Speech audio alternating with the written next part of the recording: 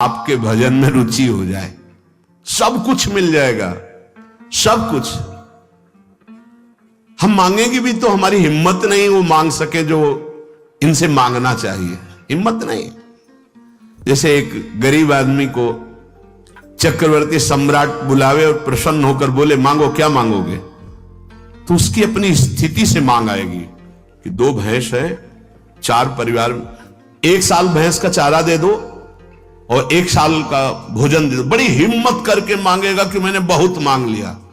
अगर ये छोड़ दे महाराज हम गरीब आदमी क्या मांगना जाने, आप जो चाहो दे दो, तो हो सकता है वो एक नगर का नगर आपको दे दे, हो सकता है आज जीवन के लिए वो सारा वैभव दे दे।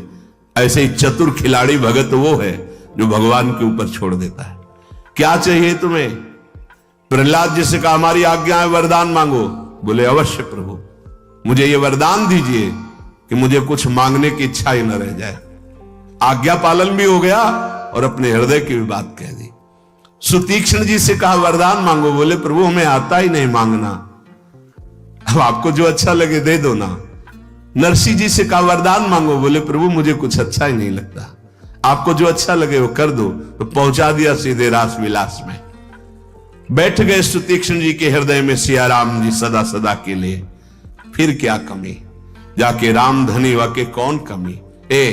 हमको प्रभु से मांगना भी नहीं आता, अगर मांगे तो सिर्फ एक बात मांगे, जैसा हमारे यहां संध्या में गाया जाता है, बिसरी हो ना बिसारी हो यही दान मोहि देव।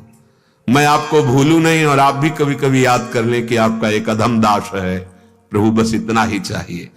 इससे बड़ी चतुराई और कोई नहीं अगर ये मांग ले तो। काकभूषुंड जी को ज्ञान विज्ञान वैराग्य सब कुछ प्रदान किया। काकभूषुंड जी एक एक शब्द पर बड़ा ध्यान दे रहे थे, पर भगवान ने अपनी अविरल भक्ति का शब्द भी उच्चारण नहीं किया। काकभूषुंड जी ने कहा प्रभु आपको जो अच्छा लगा तो आपने दे दिया, लेकिन आपको यह भी चाहिए कि मेरे से पूछना चाहिए कि तुम्हें क्या अच्छा लगता है। आपने जो जो कहा प्रभु मुझे नहीं चाहिए। नहीं तुम्हें चाहिए क्या? बस आपका नाम जपते हुए आंसू बहाते हुए आपकी अविरल चिंतन में डूब जाऊं। बड़े बड़े प्रवीण हो काक, जिसको ये मिल गया तो ये सब अपने आप मिल जाता है। यदि ये मिल गया ना, गदगद सुर नैना सजल दंपति रस रे भीन, तो त्रिभुवन का कोई भी वैभव ऐसा नहीं जो आपके चरण न चूमे। एक एक हम कहां से मांगेंगे, उन्हीं को मांग लो जिनका त्रिभुवन है, सब काम बन जाएगा। यह कर्म फलम त्यजति कर्माण संन्यस्ति, ये भक्त की स्थिति होती, वास्तविक होती। वो स्वयं करता नहीं होता, सच्ची मानिए, होता है वो। जो भी हो रहा है वो देख रहा है, कर्ता लय हो जाता है, तो वो कर्म करता नहीं है। जब तक ऐसी स्थिति ना हो तो भगवान श्री राम ने सबरी माता के सामने भक्ति का जो स्वरूप वर्णन किया, उसमें कहा छठ दम सील बिरत बहु कर्मा, निरत निरंतर सज्जन धर्मा।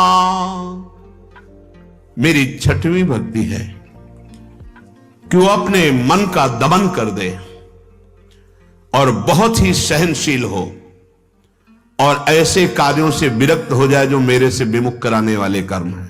विरत बहुकर्मा, और ऐसे कार्यों को करे जो संत महापुरुष आदेश करते हैं। निरंतर सज्जन धर्मा, जिन धर्म में मेरे प्रेमी महाभागवत जन स्थित हैं, वो जो आदेश करें उनके अनुसार कर्म करे।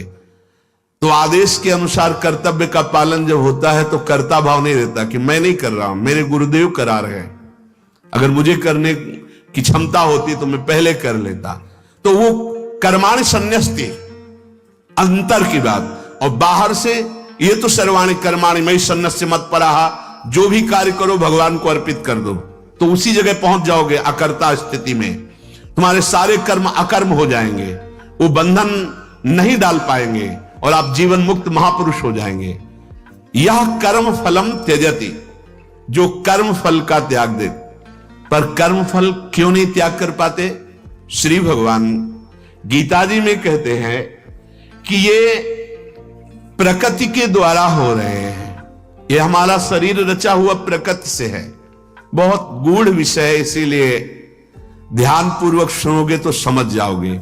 प्रकृते क्रियमाणानि गुणैः कर्माणि सर्वशः अहंकार विमूढ़ात्मा कर्ताहमिति मन्यते। श्री भगवान कह रहे हैं, हे अर्जुन, संपूर्ण कर्म प्रकृति के द्वारा होते हैं।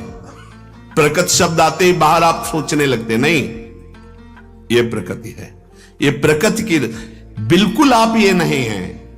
कितनी मूढ़ता छा गई है कि प्रकृति के रचे हुए इस ढांचे को मैं मान लिया, मैं